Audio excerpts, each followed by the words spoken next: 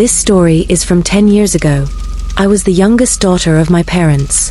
I had 2 brothers and 1 sister. All 3 were already married. I was the only one left at home, and I was the one my mother and father worried about the most. They would often say, "All our other children are busy with their own lives now. Our only prayer is that you find a good match too, so that your life can be filled with peace and happiness." My father worked in a private company. His health had started to weaken, but he continued to work hard for us. My mother managed the household, and I helped her with all the chores. We had a small house in the village. In the middle of our courtyard stood an old neem tree. In the evenings, my mother and I would often sit beneath it. The neighborhood women would come by to chat with my mother, while I would quietly listen to their conversations without saying much. I loved reading books. My father would often say, "Fatima, stop reading so many books and focus on the household work now. It's almost time for you to start your own home." Finally, the day came when my marriage was arranged. There was a sparkle of joy in my mother's eyes. My father offered prayers of gratitude. The man I was to marry was named Cameron. He worked at a company in the city. It was a good proposal, and everyone was satisfied. 6 months after our engagement, we got married. On my wedding day, it felt as if life was standing at a brand new turning point. My mother hugged me repeatedly with tears in her eyes and said, "May Allah keep you happy, my daughter." After the wedding, I moved into Cameron's house. My in-laws were kind and caring people. Cameron had 2 sisters and 2 brothers, and all of them looked after me. The first 2 years passed like a beautiful dream. Cameron never raised his voice at me, and his sisters were always affectionate. The home was filled with love. Every morning, I would wake up early to prepare breakfast for Cameron and then take care of the rest of the household chores. Cameron would return home in the evening cheerful and smiling. But one day, something happened that completely changed my life. It began like any ordinary day. I woke up early in the morning, made breakfast for Cameron, and sent him off to work. The rest of the household, everyone in the house was busy with their own work. When I went back to my room, I noticed an old black plastic bag lying in one corner. At first, I thought maybe someone had accidentally left it there, but a strange uneasiness came over me. I picked up the bag. A foul smell hit me immediately. My heart started pounding faster and faster. Gathering my courage, I opened it, and what I saw left me completely shocked. Inside was a rotten piece of meat, some old dry bones, and a talisman. My breath caught in my throat. I wanted to throw it away at once, but some strange feeling, stopped me. I quickly wrapped the bag back up and decided I'd ask Cameron about it in the evening. But ever since I had touched that bag, I began to feel strange. My head felt heavy, as if weighed down by something. My body grew weak. When Cameron came home that evening, the first thing I did was place the bag in front of him and ask, "Where did you get this from?" He looked at me with surprise. "What bag?" he asked. I unwrapped it, and even he stepped back in shock. "What is this?" he said. "That's exactly what I'm asking," I replied. "Where did it come from?" But he kept insisting that he had no idea about it. He showed the bag to the rest of the family, but no one knew anything. After that, I don't know what happened to it. Maybe Cameron threw it away somewhere far, or hid it on purpose. When I asked him again, he simply said, "Don't worry about it." But the matter didn't end there. The very next day, my condition started to worsen. I couldn't sleep at night anymore. I would lie awake, staring at the walls, sometimes at the ceiling. The headache kept getting worse. One night, after everyone had gone to sleep, I don't know when I finally drifted off. When I opened my eyes the next morning, everyone was standing around me, shocked and frightened. Cameron said, "Fatima, you woke up early in the morning, but you weren't yourself. You were staring at everyone like you didn't even recognize us. You didn't even recognize me." Hearing that, the ground slipped from under my feet. I didn't remember any of it, but the fear on Cameron's face was unmistakable. From that day onward, my behavior began to change. I would often look at everyone with strange, distant eyes. Sometimes I wouldn't reply when spoken to. Sometimes, I would suddenly start laughing for no reason. And then one day, something happened that. One day, Cameron's younger sister asked me something. I don't even remember what, but suddenly, my hand lifted on its own and I slapped her hard across the face. Everyone was stunned. I was terrified too, but in that moment, it felt like someone else was inside me. Things started getting worse, little by little. I began losing control over myself. Sometimes, I would go out into the courtyard at night and just stand there. Sometimes, I would walk into the kitchen and stare blankly at the utensils. My voice began to change, sometimes soft and thin, and sometimes so deep it sounded like a man's. Cameron and his family grew frightened. Eventually, they called my parents.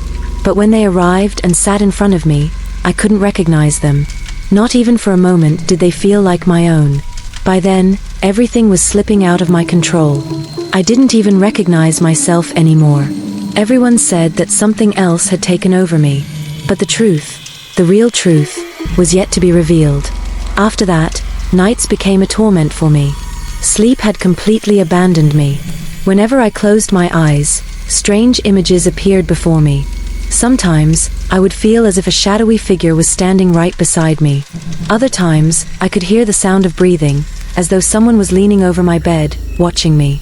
One night, I heard a faint rattling at the door. At first, I thought it was just the wind. But slowly, the rattling turned into knocking.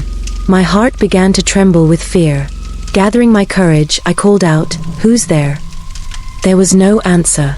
I thought maybe it was Cameron. But suddenly, the door began to open, slowly on its own. There was no one outside. Only darkness. And a gust of cold air swept into the room. My heart was pounding so hard it felt like it would break through my ribs. In that very moment, I felt it, as if someone was standing right behind me. I turned around, trembling, but there was nothing there. Still, I could hear breathing, clear, heavy, close to me. The next morning, Cameron told me, "Fatima, last night, you were standing completely still. You didn't even look at me. You just stood by the door, staring out into the dark. I called your name several times, but you didn't respond." Hearing that sent chills down my entire body. I had no memory of it at all. A few days later, things became even worse. Sometimes I found myself standing in the courtyard. Sometimes I would find myself standing in the courtyard, with no memory of how I had gotten there. At times, I would burst into such strange laughter that everyone in the house would tremble. The little children would start crying the moment they saw me. One night, Cameron shook me awake, his face pale with fear. He said, "Fatima, just now you were sitting beside my pillow, whispering something under your breath.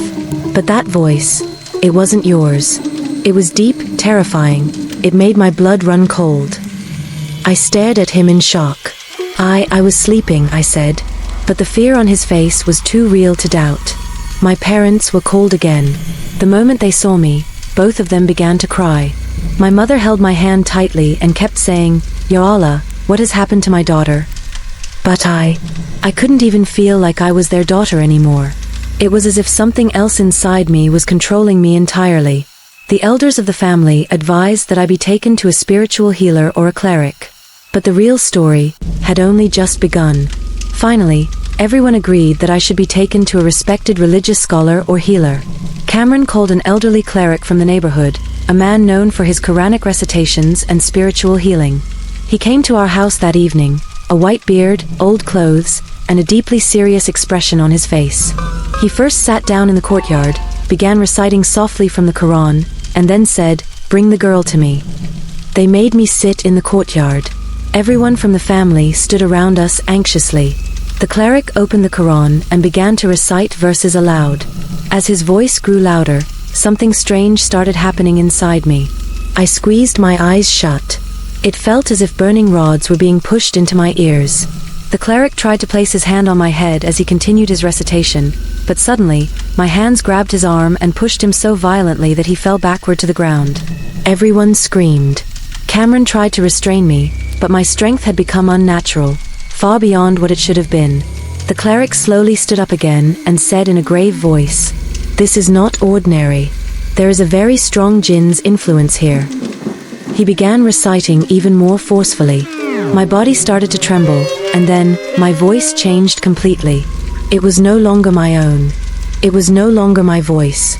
It had become deep, harsh, and terrifying. I screamed, "Stop. This is not your place. You can do nothing here." The cleric's face was drenched in sweat, but he did not stop.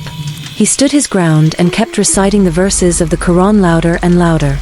He shook his prayer beads forcefully and shouted, "Come out. Fear the words of Allah." At that very moment, I started laughing, a laughter so chilling that everyone's hair stood on end. My eyes began to glow like burning coals. The cleric stepped back in fear. Cameron's younger brother cried out, "Malvi Sahib, what's happening to you?"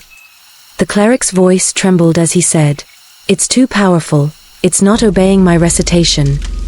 Panting heavily, he stammered, I can't do this. This is beyond me. There's something else here, something ancient, with a deep and dangerous hold."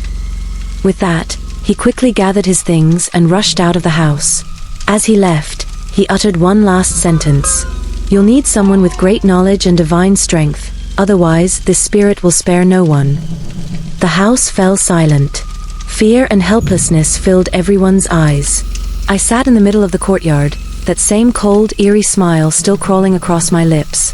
After the cleric's failure, silence wrapped the house once again. Everyone was terrified. My mother kept crying and praying, "Ya Allah, please save my daughter." Finally, the neighbors advised that there was a well-known scholar in a nearby town, a man of strong heart and great spiritual power. It was said that even the mightiest of jinns could not stand before him. 2 days later, that scholar came to our home. He was a tall, middle-aged man with sharp, piercing eyes, accompanied by 2 disciples. As soon as he arrived, he sat quietly in the courtyard for a while, then said, "The air here is heavy. This is not an ordinary presence. This is an ancient jinn, and behind it, there is also the hand of a human." Everyone was stunned. The scholar asked them to bring me before him. When I raised my eyes to look at him, he held my gaze, calm, unwavering. He began to recite verses from the Quran. Suddenly, my body started to tremble violently. Strange, unknown words began to pour from my mouth, words that were not mine. I screamed, "This is not your fight. You cannot harm me." My voice was so deep and menacing that everyone in the room froze in terror. Everyone froze in terror. The scholar's disciples tried to hold me down, but the strength inside me was unnatural. I broke free from their grip in a single violent motion. The scholar thundered, "Speak. Who sent you here?" My eyes began to blaze as if fire were burning within them. In a broken, distorted voice, I replied, "Black magic was done, and the one who did it is Cameron's own cousin, Nasir." The moment those words escaped my mouth, everyone stood stunned. Cameron gasped, "That name, how do you know that name?" The scholar took a deep breath and said firmly, "Yes, it's all Nasir's doing. He used dark magic to destroy your marriage. This jinn was bound to Fatima through that very spell." My mother burst into tears. Cameron's face turned red with a mix of rage and fear. The scholar then began his ritual. His voice rose, echoing through the house as he recited powerful verses from the Quran. I began to writhe in agony. My voice would shift, sometimes sharp and shrill like a woman's, sometimes deep and rough like a man's. From the kitchen came the sound of metal clanging, pots and pans falling to the floor on their own. The disciples struggled to restrain me, but invisible forces seemed to push them back again and again. For a moment, even the scholar staggered. He said in a strained voice, "This spirit is not easy. It's ancient, centuries old. It cannot be driven out in one night." Then he leaned closer to me and shouted, "I command you, in the name of Allah, leave this body." I screamed, a scream so loud that the windows rattled in their frames. Sweat gleamed on the scholar's forehead. His face showed exhaustion, yet his eyes still burned with determination. He did not stop.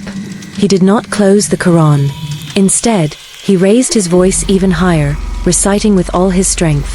The atmosphere began to change. There were loud thuds, as if something unseen was slamming against the walls. Footsteps echoed on the roof above us. I fell to the ground, twisting and shrieking. But my screams were no longer mine alone. They came in many voices at once. Sometimes a woman, sometimes a man, sometimes the cry of a child. Everyone else pressed themselves against the walls, their faces pale with terror. The scholar motioned to his disciples. They rushed forward and grabbed my arms and legs, trying to hold me down. I struggled violently, but they somehow managed to restrain me. Then, in a thunderous voice, the scholar declared. In the name of Allah's holy words. No one can stand before the word of Allah, the scholar thundered. I command you, speak the truth. Who are you, and why have you come here? From my eyes, it felt as if not tears, but blood began to drip. And from my mouth came that same dark, heavy voice.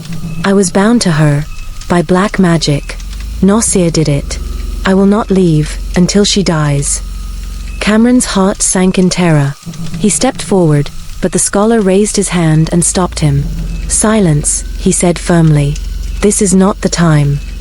Then he began reciting again, faster, louder, with such intensity that it felt like the very walls of the house would split apart. In the kitchen, every utensil crashed to the floor at once. I screamed, a scream so sharp that the windows trembled. My hair began to whip through the air as if caught in a storm. The scholar placed both his hands on my head and declared in a commanding voice, I swear you by the name of Allah, leave this body. This is not yours. Suddenly, a dark smoke began to rise from my body. The fiery light in my eyes started to fade. Then that same deep voice shouted one last time, I am leaving, but the one who sent me, he will not rest in peace. And with that, my body convulsed violently one final time, and I collapsed to the ground, unconscious. A deathly silence filled the house. All eyes turned to the scholar. He was drenched in sweat, but a faint smile touched his lips. He said softly, Praise be to Allah, the jinn has left. But remember, the black magic is not yet broken. The one who did this will try again. You must stay strong, and recite these verses every day. My mother fell to the floor, crying uncontrollably. My father raised his hands toward the sky, thanking the Almighty. Cameron came to me and placed my head in his lap. I was still unconscious, but for the first time in years, there was peace on my face. After that night, my body felt light, free. For the first time in a long time, I slept peacefully. When I opened my eyes the next morning, my mother was sitting beside me, reciting from the Quran. Her eyes were filled with both relief and tears. The scholar continued to visit every 2 days. He would recite, guide us, and remind us never to let the recitation of the Quran stop in our home. He would say again and again, the jinn is gone, but the shadow of magic takes time to fade. For the next few weeks, strange dreams continued to haunt me every night. Sometimes, I would see a dark shadow in my sleep. But as the recitations continued, the atmosphere of the house began to change. The eerie voices faded away. The screams that once echoed through the night disappeared. One day, the scholar gathered everyone and said, the real enemy was never the jinn. The real enemy was the human who did this. Black magic can only happen through human hands. Nasir, out of jealousy, tried to destroy your life. But remember, without Allah's will, no one can harm another soul. Cameron's face showed both anger and pain, but the scholar raised his hand and stopped him. Your duty is not revenge, he said. Your duty is prayer. Leave the punishment to Allah. He never fails to show the fate of the unjust. Time passed. Gradually, I recovered. Cameron would hold my hand and say, Fatima, we'll never be apart again. Whatever happened, it's over now. And indeed, a few months later, we received news. Nasir had met with a terrible accident. He was severely injured and bedridden. People said that at night he would wake up screaming, shouting again and again, He's coming for me. He's coming to get me. Many believed it was the punishment of his own evil deeds. That day, I truly understood how jealousy and hatred can blind a person, and how the words of Allah can break even the darkest of curses. Even now, when I sit in my courtyard at sunset, those days come rushing back to me. My body trembles, but deep inside my heart feels peace. The peace that comes from faith. Because now I know, if Allah is with you, no shadow, no magic, no enemy can ever harm you. My friends, this was the story of Fatima, a tale of fear, trial, and faith. In the end, patience and belief triumphed over darkness. Remember, black magic is not a game. It is a grave sin, where people seek the help of devils and jinn. Recite forbidden words instead of Quranic verses, and prepare talismans using blood and filth.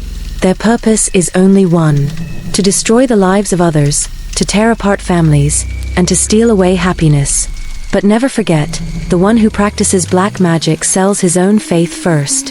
He distances himself from the mercy of Allah, and the one who holds firmly to the Quran, who clings to the words of Allah. No magic in this world can overpower them.